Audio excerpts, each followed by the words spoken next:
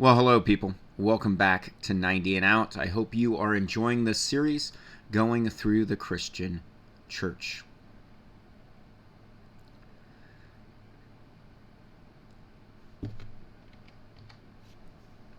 Well, hello, people. Welcome back to 90 and Out. I hope you're enjoying this series. Check out the playlist, all the other content on Facebook, YouTube, and Rumble. Thank you all for your support. Please keep the comments in the comment section respectful. And if you're going to postulate a position, please back it up with supporting evidence. Let's get the conversation going. And without further ado, let's get to part 5, the Reformation. What happened? It has been said throughout this class that nothing occurs within a vacuum of time or space. The Reformation did not occur in isolation. Europe was in the beginning of a golden age when the Reformation starts. Before Martin Luther or John Calvin or any of the other reformers show up, we have the proto-reformers. They set the foundation, they tilled the soil. Then Martin Luther sees the excess of the Pope and the cardinals. He sees the excessive selling of indulgences, as well as 94 other grievous actions. He puts his thesis on the equivalent of a bulletin board, the door of the Castle Church in Wittenberg, Germany, on October 31st, 1517. Martin Luther, are you okay? Now, Martin Luther was not attempting to start a new religion or an offshoot of Christianity. His intention was not to cause division, but unification and reconciliation. He attempted to reform from within. It was only after his excommunication that he really honed and focused on what became known as Lutheranism. The key issues leading Luther to write his thesis statement, more specifically 95 of them, is his study of the ancient text, paired with observing what was going on around him.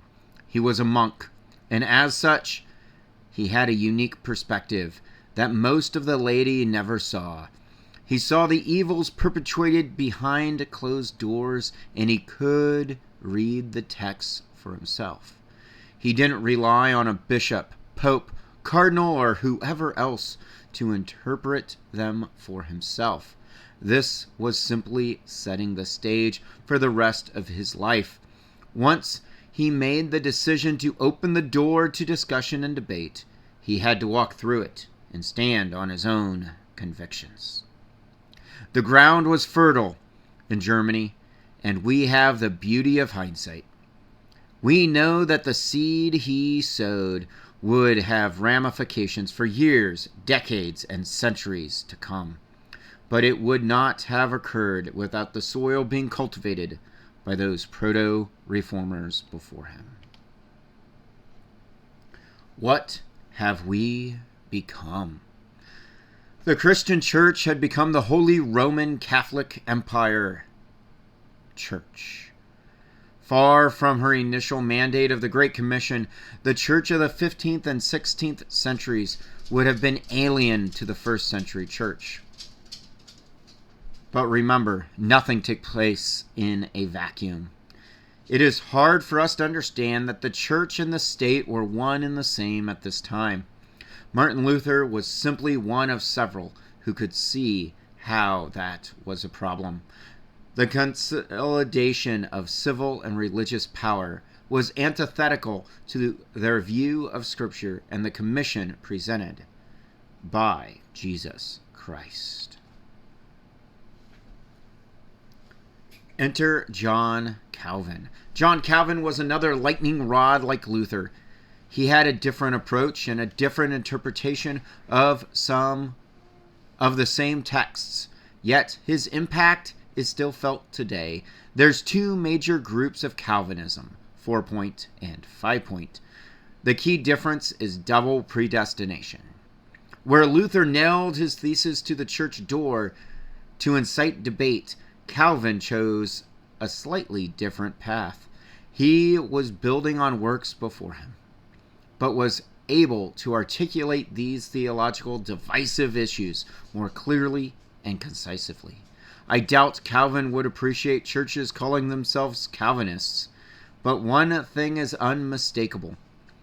You would be hard-pressed to go into many churches today and not see the impact of Calvin's rigorous scrutiny of Scripture.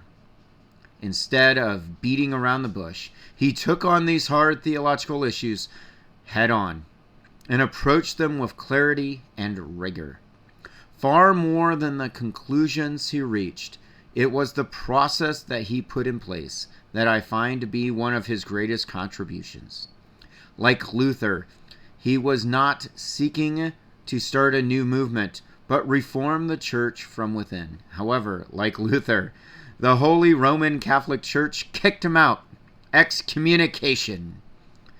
The Pope and the bishops were too in love with their own power to see their own hypocrisy.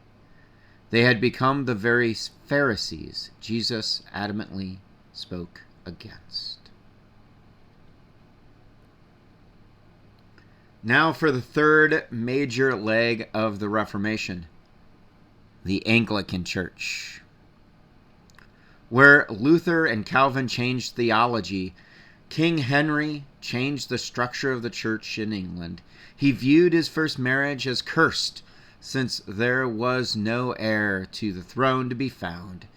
He thought it to be an illegitimate marriage, because his wife had been married to his brother.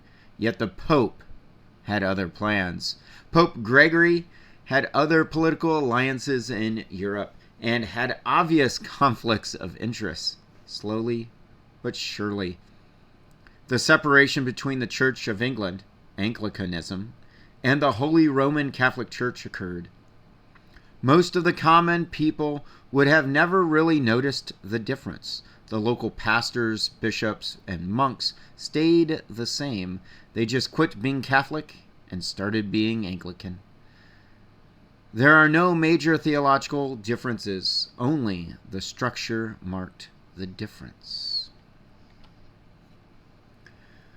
But they leave a lasting legacy.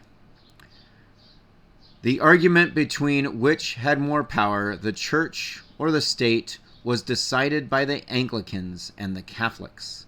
Generally, this separation was pretty peaceful in exchange. One notable exception is Queen Bloody Mary, but she is not looked upon favorably. The Roman Catholic Pope had become so entangled with treaties and political alliances, he lost sight of his spiritual role as the first among equals and the great mandate of pointing people to Christ. He had carried on what Pope Urban III had started. Pope Gregory considered himself above all men, but just below God. What heresy!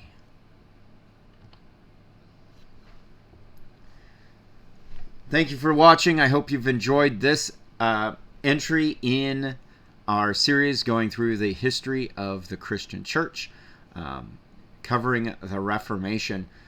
Brief as it is, check out other resources as needed. Special thanks to God through Jesus Christ, my Savior, my lovely wife Dorothy, countless friends and family, and all of you for all of your support for 90 and Out.